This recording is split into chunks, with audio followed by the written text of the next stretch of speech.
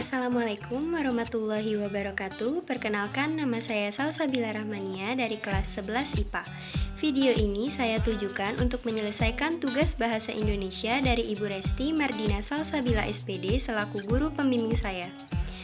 Di sini saya ingin meresensi sebuah buku novel dengan judul A+, karya Ananda Putri dengan judul resensi Perjalanan 5 Siswa Jenius. Selamat menyaksikan. Identitas, judul buku A+, penulis Ananda Putri, penyunting Zafira Salsabila, penerbit Loveable, tahun terbit 2021, ISBN 9786233100434. Tebal buku 396 halaman, ukuran buku 14x20 cm, jenis cover, soft cover, harga normal Rp99.500. Tentang penulis, Ananda Putri adalah seorang perempuan kelahiran Jakarta 22 Mei 2002. Ia adalah seorang mahasiswi ilmu komunikasi yang telah jatuh cinta pada dunia tulis-menulis sejak ia masih kecil. Dengan pengalamannya itu, Ananda Putri berhasil menerbitkan buku novel pertamanya pada tahun 2021 yang berjudul A+, yang mengisahkan tentang 5 remaja jenius dan seorang mantan presiden Ikatan Alumni yang berusaha menentang kebijakan sekolah tentang sistem pemeringkatan paralel setelah rahasia besar mengenai sistem sekolah itu terbongkar. Ringkasan cerita ini diawali dengan kisah 4 siswa yang menduduki peringkat 4 besar selama 2 tahun berturut-turut di SMA Bina Indonesia. Namun, kehadiran siswi baru yaitu Calypso Dirgantari yang berhasil menggemparkan sekolah karena hasil tryout-nya yang tembus ke peringkat 1 mengalahkan pemegang tahta 4 besar di SMA Bina Indonesia, yaitu Re Dirgantara, Kenan Aditya, Adinda Aletheia, dan Aurora Kalista. Karena merasa terancam, kelimanya bersaing dengan sengit dan enggan mengalah demi mimpi yang ingin mereka wujudkan, serta tuntutan yang mereka terima dari lingkungan keluarga.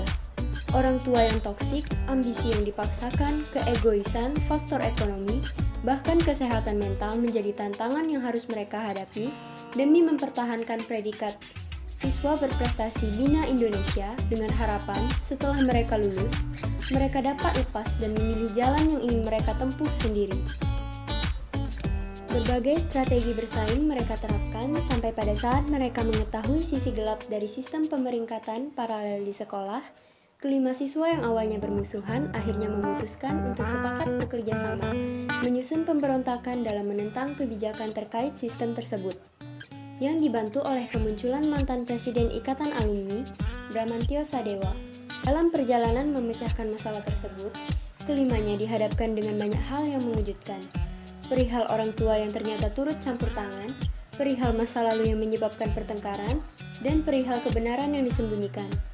Selain itu, di tengah pertarungan melawan si direktur misterius, Kai, Re, Kenan, Ale, Aurora, dan Iyo juga masih harus bergelut dengan masalah keluarga, teman, bahkan kisah cinta.